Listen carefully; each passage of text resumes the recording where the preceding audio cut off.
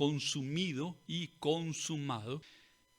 Es un salmo bastante particular porque parece en algunos aspectos notarse muy ambiguo, y cuando digo muy ambiguo es que pareciera no tener claro y muy definida su interpretación o su aplicación y saber en qué momento se está aplicando para el autor del salmo, que es David, ¿sí? Como bien el salmo lo dice. Pero ¿en qué momentos pudieran aplicarse al Señor Jesucristo? Pero sí tiene algunos versículos, ese Salmo capítulo 69, donde siendo una vivencia presente del salmista, tiene un énfasis mucho más profundo en nuestro Señor. Dice el Salmo capítulo 69, al director musical, sígase la tonada de los lirios. Y termina diciendo, de David. Sálvame, Dios mío, que las aguas ya me llegan al cuello. Me estoy hundiendo en una ciénaga profunda y no tengo dónde apoyar el pie. Estoy en medio de profundas aguas y me arrastra la corriente. Cansado estoy de pedir ayuda, tengo reseca la garganta. Mis ojos languidecen esperando la ayuda de mi Dios. Más que los cabellos de mi cabeza son los que me odian sin motivo. Muchos son sin motivo los enemigos que se han propuesto destruirme. ¿Cómo voy a devolver lo que no he robado? Oh Dios, tú sabes lo insensato que he sido. No te puedo esconder mis transgresiones. Señor soberano todopoderoso, que no sean avergonzados por mi culpa los que en ti esperan. Oh Dios de Israel, que no sean humillados por mi culpa los que te buscan. Por ti yo he sufrido insultos, mi rostro se ha cubierto de ignominia. Soy como un extraño para mis hermanos, soy un extranjero para los hijos de mi madre. El celo por tu casa me consume. Sobre mí han recaído los insultos de tus detractores. Ese punto final de recaído es una culpa mía, no es correcto que vaya ahí ubicado. Versículo 10, cuando lloro y ayuno tengo que soportar sus ofensas. Cuando me visto de luto soy objeto de burlas. Los que se sientan a la puerta murmuran contra mí. Los borrachos me dedican parodias. Pero yo, Señor, te imploro en el tiempo de tu buena voluntad. Por tu gran amor, oh Dios, respóndeme. Por tu fidelidad, sálvame. Sácame del fango, no permitas que me hunda. Líbrame de los que me odian y de las aguas profundas. No dejes que me arrastre la corriente, no permitas que me trague el abismo, ni que el foso cierre sus fauces sobre mí. Respóndeme, Señor, por tu bondad y tu amor, por tu gran compasión, vuélvete a mí. No escondas tu rostro de este siervo tuyo, respóndeme pronto, que estoy angustiado. Ven a mi lado y rescátame. Redímeme a causa de mis enemigos. Tú sabes bien, o tú bien sabes cómo me insultan, me avergüenzan y denigran. ¿Sabes quiénes son mis adversarios? Los insultos me han destrozado el corazón. Para mí ya no hay remedio. Busqué compasión y no la hubo. Busqué consuelo y no lo hallé. En mi comida pusieron hiel. Para calmar mi sed me dieron vinagre. Y empieza el versículo 22 tomando otro tono y otra forma, diciendo que se conviertan en trampa sus banquetes y su prosperidad en lazo. Que se les nublen los ojos para que no vean ni que sus fuerzas flaqueen para siempre. Descarga tu furia sobre ellos, que tu ardiente ira los alcance.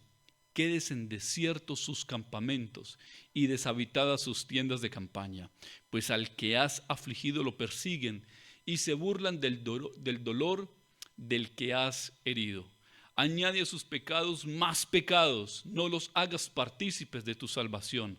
Que sean borrados del libro de la vida, que no queden inscritos con los justos.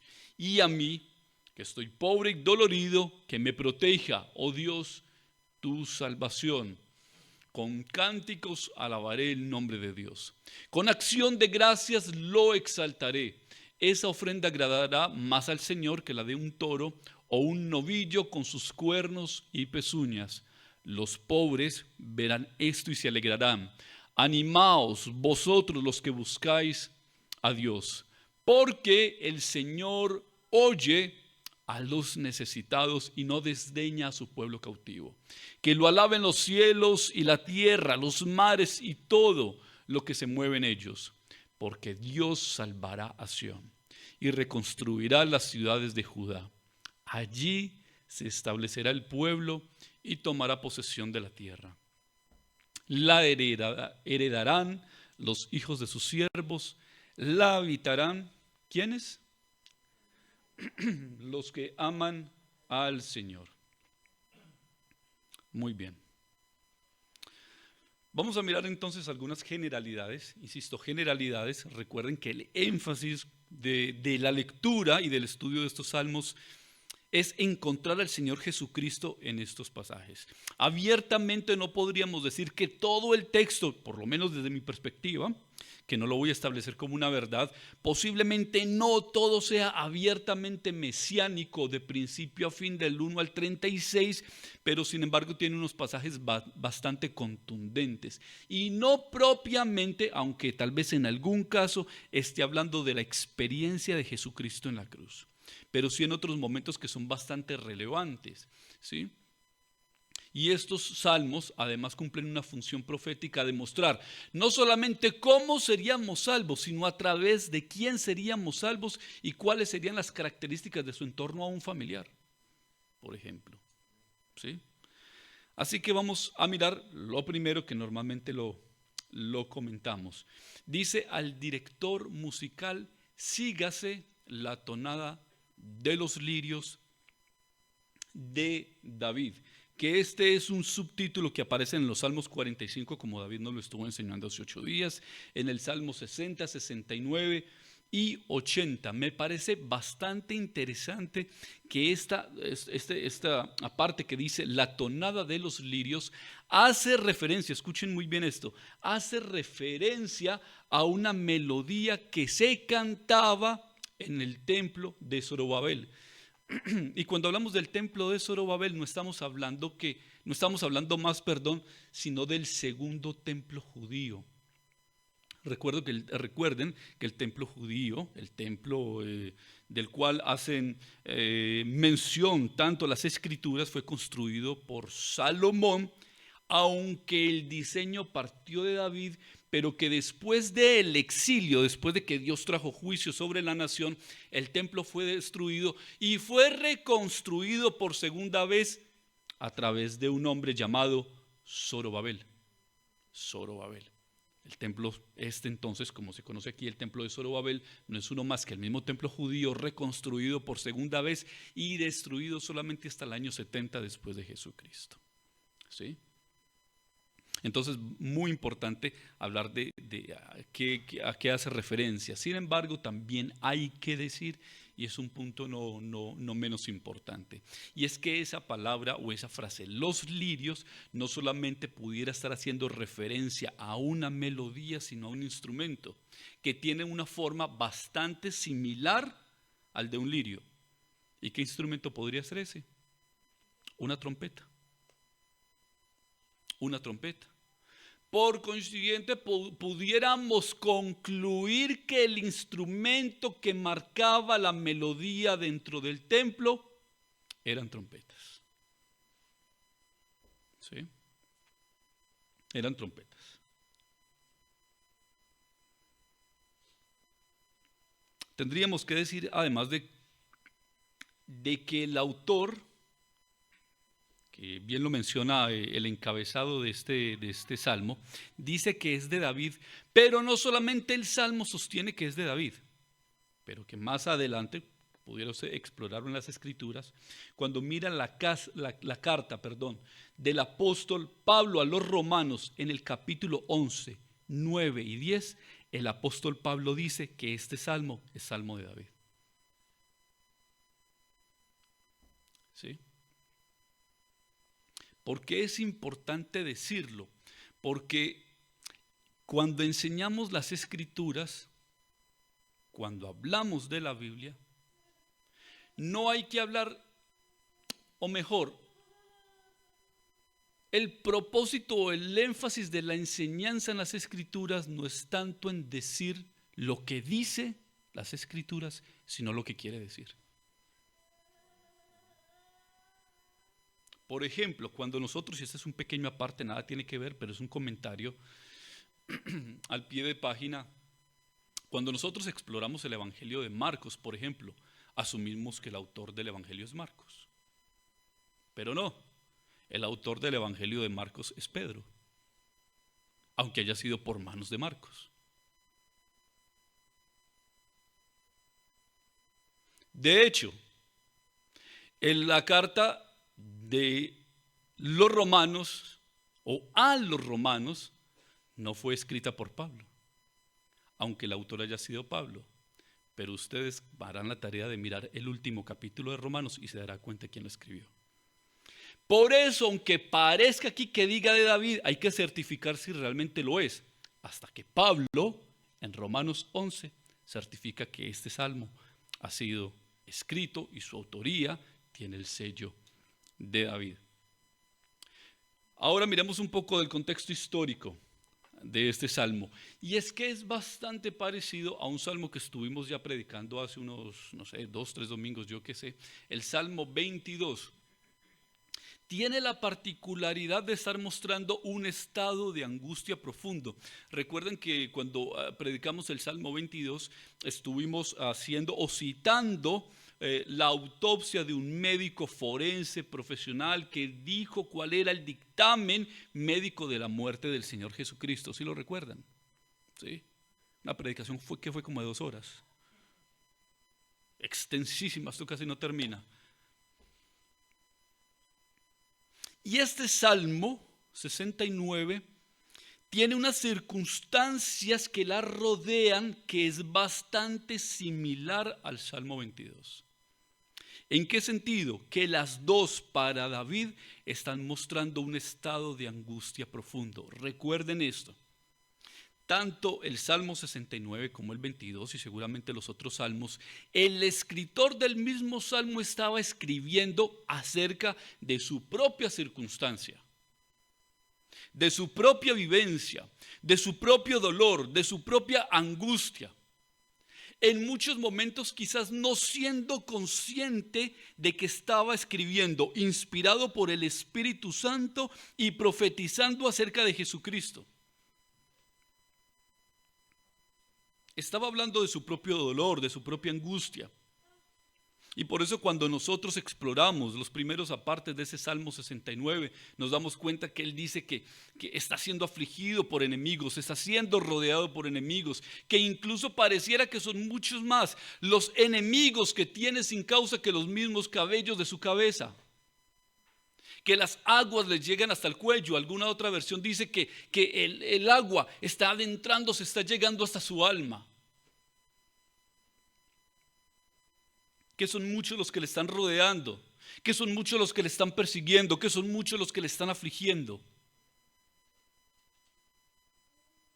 Sin embargo, en contraposición de lo que sucede con el Salmo 22, que hace un énfasis un poco más específico en la experiencia de la cruz, acerca de Cristo, el Salmo 69 habla de aflicciones previas, mirando hacia Cristo, mirando hacia Cristo. Aflicciones porque el Señor Jesucristo no solamente padeció en la cruz, de hecho ya era un padecimiento bastante importante, siendo Dios, tener que hacerse hombre y sufrir los padecimientos cotidianos del ser humano.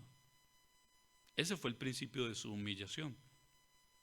Pero en este caso entonces, aunque hay un estado, insistimos, de angustia, de persecución, de dolor, de soledad, un profundo quebrantamiento, su alma estaba sin respuesta. Había oración y peticiones que se elevaban, pero no hallaba respuesta de parte de Dios. Parece que los momentos eran un poco distintos. Recuerden que el rey David, por más que haya sido ungido y elegido de parte de Dios para que fuera el rey de Israel, aún estuvo sujeto a persecuciones no solamente de sus enemigos, sino dentro de su propia familia. Ya lo habíamos citado en ese entonces y lo volvemos a decir ahora, de parte de su hijo Absalón, que quiso sublevarse y levantarse para él autoproclamarse como el rey de Israel. ¿Sí? Y de pronto nos encontramos con algo muy interesante. Por eso dije que los dos primeros puntos simplemente vamos a generalizar. Ustedes dirán, pero ¿por qué no enfatizamos tanto en eso? Porque eso lo van a enfatizar o lo van a estudiar ustedes en sus casas. Pero hay dos puntos donde yo sí quiero que nos centremos. ¿Cuántos alguna vez habían escuchado el término imprecación? Por si de pronto quisieran ponerle el nombre hacia una hija, imprecatoria. Imprecación. ¿No?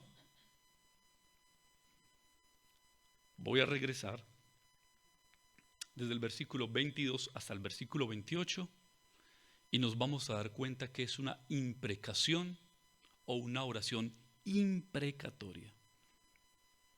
Dice, después de toda la aflicción, después de toda la persecución, después de toda la desolación que están narrando los primeros 21 versículos, después de toda la angustia, el estrés, la ansiedad, les decía ahora que esa oración que se presentaba con dolor y angustia cambió de tono. Lo que se decía, ese escenario cambió y se convirtió en otro escenario, en el versículo 22. Y aparece esto diciendo, que se conviertan en trampa sus banquetes y su prosperidad en lazo. Que estaba clamando por la angustia que le estaban produciendo sus adversarios, ahora ya no estaba hablando con un sentido de angustia. Pareciera que estuviera hablando con lo que llamaríamos con sed de venganza. Y dice, que se conviertan en trampa sus banquetes y su prosperidad en lazo. Que se le nublen los ojos para que no vean y que sus fuerzas flaquen para siempre. Descarga tu furia sobre ellos, que tu ardiente ira los alcance. Quédense desiertos sus campamentos y deshabitadas sus tiendas de campaña. Pues al que has afligido lo persiguen y se burlan del dolor del que has herido. Añade a sus pecados más pecados, no los hagas partícipes de tu salvación, que sean borrados del libro de la vida, que no queden inscritos con los justos. Amén. Ahí no dice amén, eso se lo agrego yo. ¿Cuántos han querido alguna vez orar así? Porque alguien diría, David bastante carnal, ¿cierto? Jamás haría yo tal cosa como esa. ¿Cuántos hemos tenido la intención de eso? Magdes, muy bien, qué sinceridad, yo también. Nora también, ¿cierto? Con el vecino, con el político, ¿no? Con el esposo. Que la ira de Dios caiga sobre él y lo consuma. Y yo puedo decir al final, hecho está. ¿Sí? ¿Cuántos en nuestro enojo y en nuestra indignación no hemos querido orar así? De hecho, a veces somos bastante superficiales cuando el Señor dice que debemos orar por nuestros enemigos. Y decimos, Señor, solamente por obediencia yo te pido que lo guardes en un lugar donde yo no sepa dónde está. Señor, llévatelo, te lo mando. ¿Sí? Señor, que se convierta, pero que no se congregue en mi iglesia. Y cosas semejantes. ¿Cuántos han orado más o menos así? Nora, Magdis y yo. El resto son seres angelicales, los seres vivientes aquí sentados, millares y millares de ángeles, ¿cierto? Bueno, claramente, ¿cierto? Somos tres carnales, el resto andan en el espíritu. Muy bien. Pero claro, todos. Claro que en algún momento hemos tenido esa necesidad y ese deseo. Y no lo hemos hecho, solamente porque nos sentimos redargüidos. Pero ¿qué es una oración imprecatoria? De hecho, debemos definir qué significa la palabra imprecar. Imprecar, que aunque es un término que no aparece en la Biblia, sí es un término teológico. La palabra imprecar significa proferir palabras con que se expresa el vivo deseo de que alguien sufra un mal o daño. Y estas oraciones imprecatorias no son exclusivas de este salmo. Cuando escudriñamos las escrituras nos damos cuenta que en el Salmo 7, en el Salmo 35, en el Salmo 55, en el Salmo 58, en el Salmo 59, 69, 109 y 139 aparecen oraciones imprecatorias, donde el autor del Salmo, casi en todos David, en algún otro creo que es anónimo, y Asaf quizás sea el autor del otro salmo, en estos salmos aparecen expresiones donde el salmista está clamando por justicia. Escuche esto, no está clamando por un juicio injusto, sino por justicia, que es distinto. Pero que la intención de esta oración imprecatoria que nosotros acabamos de leer, más que una oración donde el hombre descarnadamente estaba pidiendo que se ajusticiaran sus enemigos, no era más que un decreto profético sobre la nación de Israel.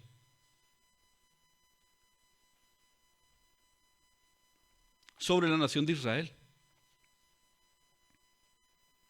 De hecho, cuando nosotros miramos, y voy a utilizar aquí mi Biblia, la carta de los Romanos en el capítulo 11, estén muy atentos a esto. Dice la palabra del Señor en el versículo 11.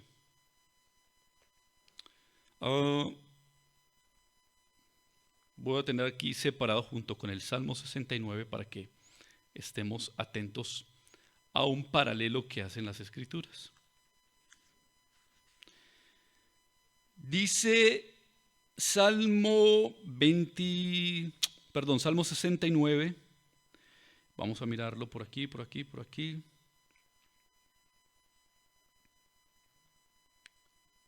En el versículo 23. Y mire lo que dice. Que se les nublen los ojos para que no vean, y que sus fuerzas flaqueen para siempre. Y esa oración que el salmista hace en ese momento encuentra una respuesta después de Cristo. En Romanos 11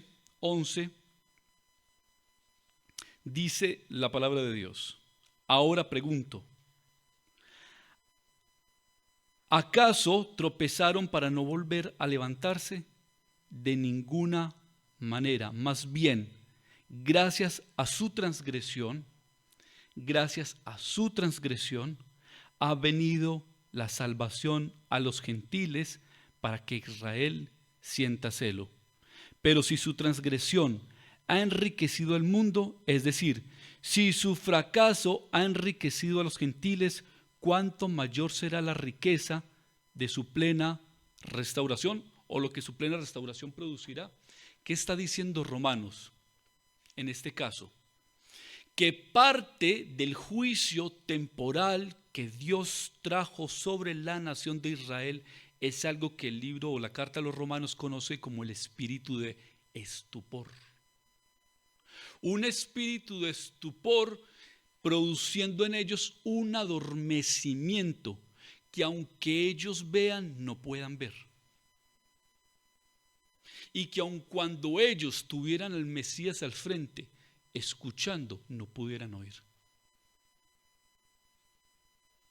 El juicio del cual estaba clamando David era un juicio, o era una declaración, o era una oración que estaba enfocada por el Espíritu Santo para que se respondiera a través de la nación de Israel, que rechazó a su Mesías y lo llevó a la cruz del Calvario.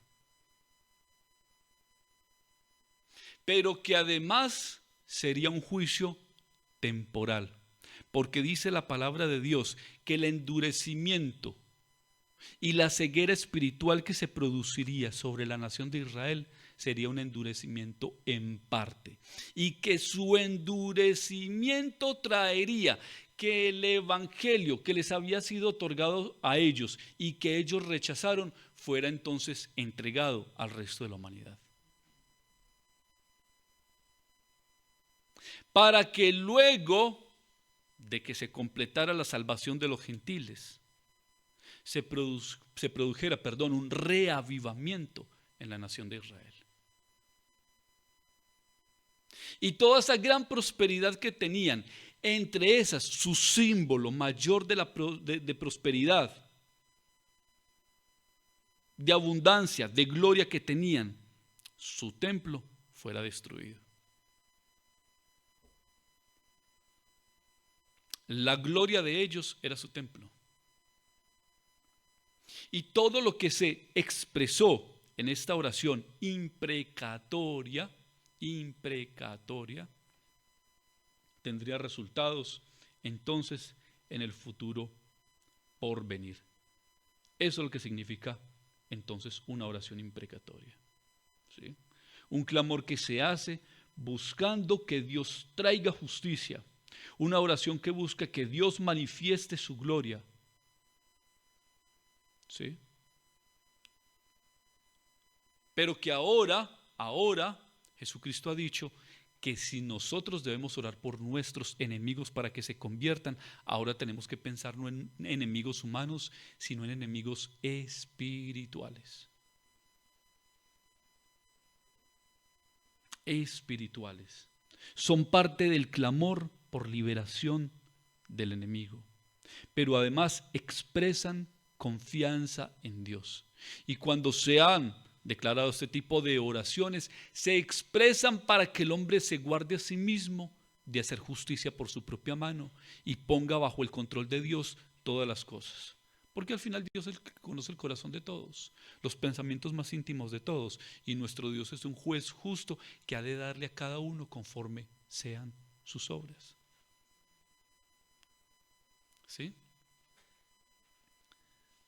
Entonces recuerden, esta oración o este tipo de oraciones imprecatorias no son un modelo que nosotros debemos seguir, además porque el libro de los Salmos no es propiamente un libro de doctrina. Pero estas oraciones imprecatorias sí tenían un propósito profético de anunciar no solamente las glorias venideras, sino los juicios venideros que Dios traería sobre los enemigos suyos y los enemigos de su pueblo. Amén. Pero haciendo un poco de énfasis, y aquí vamos a ir un poco más rápido, los versículos mesiánicos que queremos enfatizar están en el versículo 4, en la parte A, versículos 8 y 9, versículos 21 y versículos 34 al 36. El primero dice: más que los cabellos de mi cabeza son los que ¿qué? Me odian sin motivo. Cuando nosotros miramos en Juan capítulo 15, vamos a mirar Juan capítulo 15, ustedes que traen Biblia, ¿cierto que traen Biblias? ¿Sí? Miren lo que dice la palabra de Dios en los versículos 23 al versículo 25. Dice: el que me aborrece a mí, mire qué maravilla esto, ¿ah? Qué magia. El que me aborrece a mí, también aborrece a mi Padre. Si yo no hubiera hecho entre ellos las obras que ningún otro antes ha realizado, no serían culpables de pecado. Pero ahora las han visto y sin embargo a mí y a mi Padre nos han aborrecido. Pero esto sucede para que se cumpla lo que está escrito en la ley de ellos. Me odiaron, ¿qué? Me odiaron sin motivo. Dice el Señor Jesucristo aquí en Juan que Él estuvo haciendo diferentes milagros en medio de los judíos para que ellos pudieran comprobar que ese hombre que hacía milagros era el Mesías, el elegido de Dios. para la salvación de la humanidad. Pero que aún así ellos le rechazaron, y no solamente le rechazaron, sino que blasfemaron diciendo que todos esos milagros venían por el príncipe de las tinieblas, por el diablo mismo. Y Jesucristo expresa que, dada la manifestación de su gloria, ya no había motivo para que le rechazaran. Pero por consiguiente, aunque ellos endurecieron su corazón contra el Mesías, vendría después el Espíritu de Dios, aquí se conoce como el Consolador, para que diera posteriormente testimonio de él. ¿Sí? Testimonio de él. Así que mientras David hablaba acerca de los enemigos que le rodeaban, el Espíritu de Dios estaba enfatizando que a causa de esos enemigos, no solamente que le rechazaron, sino que le blasfemaron, a causa de esos enemigos vendría otros que sí le serían testigo por el Espíritu Santo para anunciar el Evangelio a los gentiles. En el versículo 8, bien interesante este versículo, dice: soy como un extraño para mis hermanos, soy un extranjero para los hijos de mi madre, para los hijos de mi madre. Y este texto tiene varios enfoques. Uno, en el primer libro de Samuel, capítulo 17, versículos 24 al 30, se los voy a recrear rapidísimo porque no tenemos tiempo para leerlo. Habla del momento en que Isaí, su padre, le pide que lleve provisión a sus hermanos mientras ellos están junto con Saúl, dispuestos a la guerra con los filisteos, donde Goliat estaba liderando y confrontando a los ejércitos de Israel. De sus hermanos habían 3, eran 8 hermanos, pero de sus hermanos 3 estaban allí peleando, 3 estaban allí combatiendo. Y David se fue a llevar alimentos, pero además preguntó qué era lo que sucedía. Y cuando su hermano mayor se dio cuenta que él estaba allí preguntando por quién era ese hombre que estaba retando a los escuadrones de Israel, lo menospreció, lo humilló.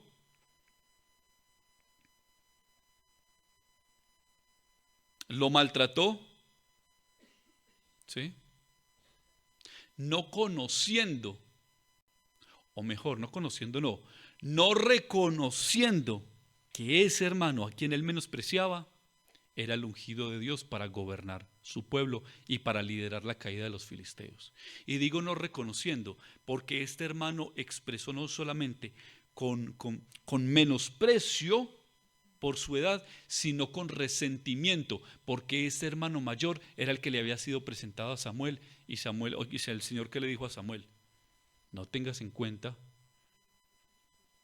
ni su parecer, ni su hermosura, ni su estatura, y fue desechado para que fuera ungido su hermano. Pero además, cuando miramos Juan capítulo 1, versículo 10 y 11, la palabra de Dios dice que a los suyos vino y los suyos no le recibieron. En este momento ya está hablando del Señor Jesucristo y dice que sus hermanos judíos, ¿qué? Lo desecharon, lo rechazaron. Dice que para ellos vino Jesucristo, pero que ellos no le recibieron. Pero a los que le recibieron, ¿esos son llamados qué? Hijos de Dios. Entonces, no solamente David fue rechazado por sus 3 hermanos, especialmente por su hermano mayor cuando fue a inmiscuirse en el tema de la batalla, sino que el Señor Jesucristo, en su forma de hombre, vino a su pueblo Israel y su pueblo Israel le rechazó. Pero cuando entramos a Juan capítulo 7, este sí quiero que lo miremos aquí rápido, Juan capítulo 7, versículos 2 al 5, sucede esto. Dice: faltaba poco tiempo para la fiesta judía de las enramadas, así que los hermanos de Jesús le dijeron: debería salir de aquí e ir a Judea. Obviamente no lo estaban diciendo con convicción, ¿Sí? Había un grado de ironía en lo que estaban diciendo. Deberías salir de aquí e ir a Judea para que tus discípulos vean las obras que realizas. Porque nadie que quiera darse a conocer en secreto, que quiera darse a conocer, actúa en secreto. Ya que haces estas cosas, deja que el mundo te conozca. Lo cierto es que ni siquiera sus hermanos creían en él. ¿Sí? Al final no solamente estaban diciéndole que se mostrara al mundo para que sus discípulos creyeran en él, no, lo estaban entregando para que lo asesinaran, porque sabían que los judíos lo estaban persiguiendo. Ahora la pregunta es, ¿de qué hermanos están hablando? Tendríamos que ir a Mateo capítulo 1, versículos 24 y 25. ¿De qué hermanos están hablando? Porque la iglesia tradicional católica dice que estos hermanos están hablando de hermanos judíos o simplemente hermanos en la fe, en fin. Pero las escrituras son bastante claras. Mateo capítulo 1, versículo 24 dice, cuando José se despertó, hizo lo que el ángel del Señor le había mandado y recibió a María por esposa. Y miren lo que dice el 25. Pero no tuvo relaciones conyugales con ella hasta, ¿qué? Que dio a luz un hijo. Hasta ahí dice que José sí tuvo relaciones conyugales con su esposa, pero no hasta que se dio el nacimiento de Jesús. Eso es lo que dice.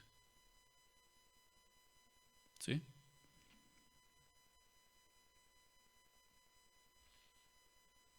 De hecho, creo que en este mismo texto se le conoce en la versión Reina Valera a Jesús, escuchen esto, como el primogénito. ¿Y qué significa primogénito? ¿Qué significa? Dice el versículo 25, capítulo 1 en la Reina Valera, pero no la conoció hasta que dio a luz a su hijo primogénito y le puso por nombre Jesús.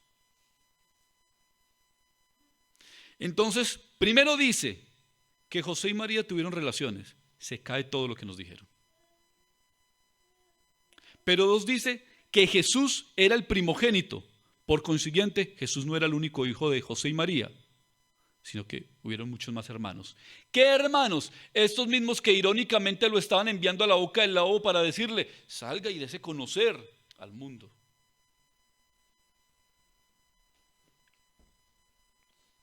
De hecho, este mismo texto, lo voy a citar, el Salmo 69, en el versículo 8, lo voy a citar en 3 versiones católicas.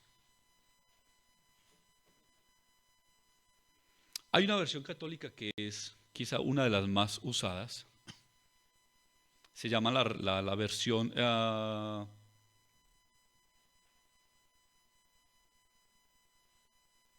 ver, la tengo por aquí. Nácar Colunga, de 1944. Y dice, he venido a ser extraño para mis hermanos y extranjero para los hijos de mi madre. La Biblia de Jerusalén, otra de las Biblias bastante usadas por los católicos, dice, para mis hermanos soy un extranjero, un desconocido para los hijos de mi madre. Y en otra versión, que se conoce como la Nueva Biblia Latinoamericana, Salmo 69 dice, me he convertido en extraño para mis hermanos y en el extranjero para los hijos de mi madre. Al final, no hay excusas.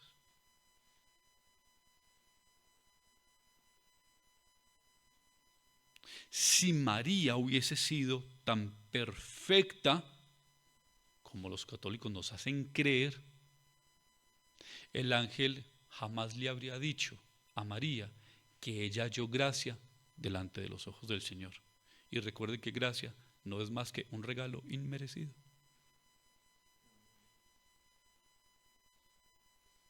Y que María decía del bebé que llevaba dentro que era su Salvador. Versículo 9. El celo por tu casa me consume, ¿sí? Que es la segunda parte del título. Que decíamos, consumido por el dolor, por la angustia, por la frustración, por la ansiedad, por la soledad.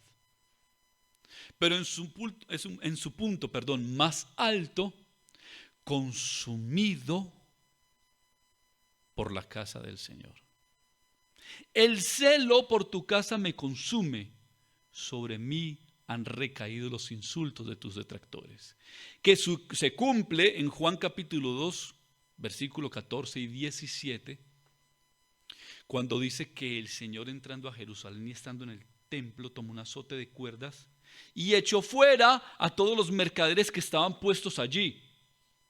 Y todo porque el Señor les dijo: esta casa es la casa de mi Padre, y es una casa que originalmente tiene el propósito de ser una casa de oración.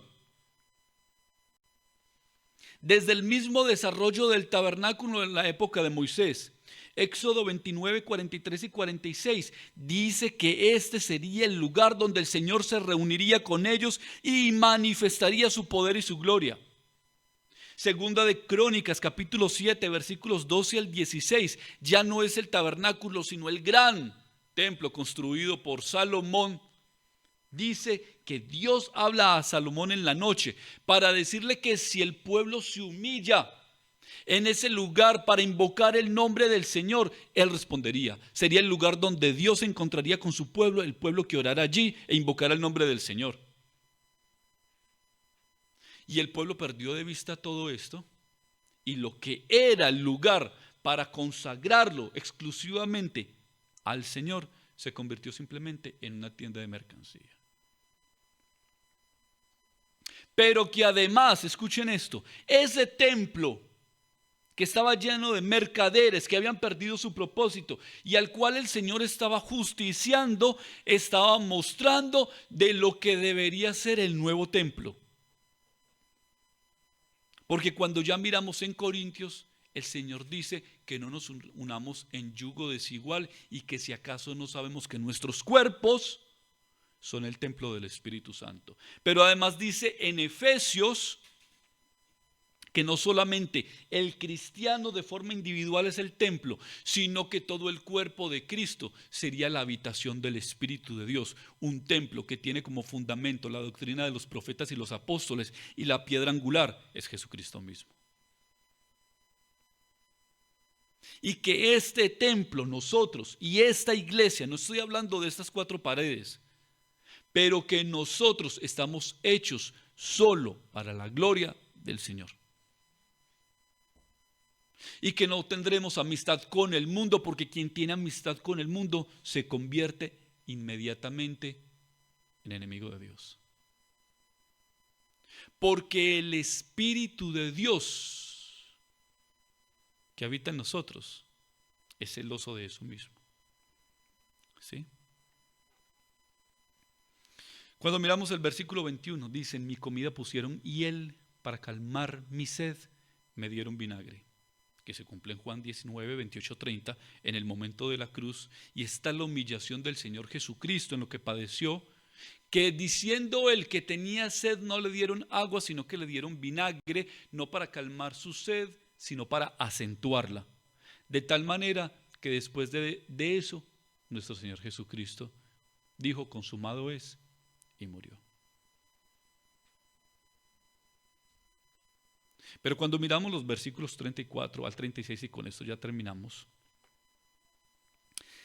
dice que lo alaben los cielos y la tierra, los mares y todo lo que se mueve en ellos, porque Dios salvará a Sión y reconstruirá las ciudades de Judá. Allí se establecerá el pueblo y tomará posesión de la tierra. La heredarán los hijos de sus siervos, la habitarán los que aman al Señor. Vamos a leer solamente Mateo 23, 37 al 39.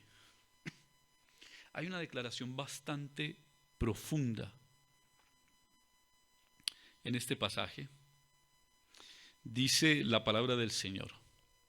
Jesús en el templo dice: Jerusalén, Jerusalén, que matas a los profetas y apedreas a los que se te envían. ¿Cuántas veces quise reunir a tus hijos, como reúne la gallina sus pollitos debajo de sus alas? ¿Pero qué? No quisiste. Pues bien, la casa de ustedes va a quedar abandonada. Y el próximo versículo dice: y les advierto que ya no volverán a verme hasta que digan: bendito el que viene en el nombre del Señor. Pero escuche esto. Primero, está el Señor Jesucristo declarando una sentencia sobre el templo. 2, está declarando una sentencia sobre la nación de Israel. 3, está declarando que esa sentencia es temporal porque ellos volverán a verle. Y cuando le vuelvan a ver, dirán: bendito es el que viene en el nombre del Señor. Lo que significa que estos que le rechazaron, algunos de ellos, ahora se convertirán al Señor. Y ese Romanos capítulo 11, versículo 25 y 29 dice que el Señor traerá una restauración sobre la nación de Israel, un nuevo despertar, y la nación de Israel será restaurada y puesta en su sitio, en su lugar donde le corresponde, pero no con todos los judíos, sino con el verdadero remanente que hayan confesado que Jesucristo es el Señor, para gloria de Dios Padre. Pero no solamente eso, que el Señor traería restauración a la nación de Israel, sino que dice que la tierra, según el versículo 33, la heredarán los hijos de sus siervos, la habitarán los que aman al Señor. Y no solamente que el Salmo está anunciando, primero las desolaciones y la amargura del Señor Jesucristo, aún manifestadas en Getsemaní, en la cruz, pero que luego el Señor traería juicio a la nación de Israel y endurecimiento en parte, para que la gloria del Evangelio sea anunciada a los gentiles, para que los gentiles sean salvos y posteriormente sea restaurada la nación de Israel, para que unos y otros vean las promesas de Dios cumplidas. Unos en la nación de Israel restaurada y completamente perfeccionada, pero 2, para que nosotros los gentiles podamos ver la manifestación del reino de Dios tangible y visible en esta tierra. Y los que hemos creído, gobernaremos y reinaremos con Él. Los que no, no.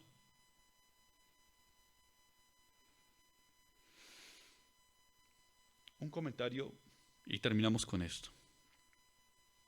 Dice que el Salmo ofrece un modelo de cómo llevar nuestro dolor y angustia ante Dios, confiando en su justicia y misericordia.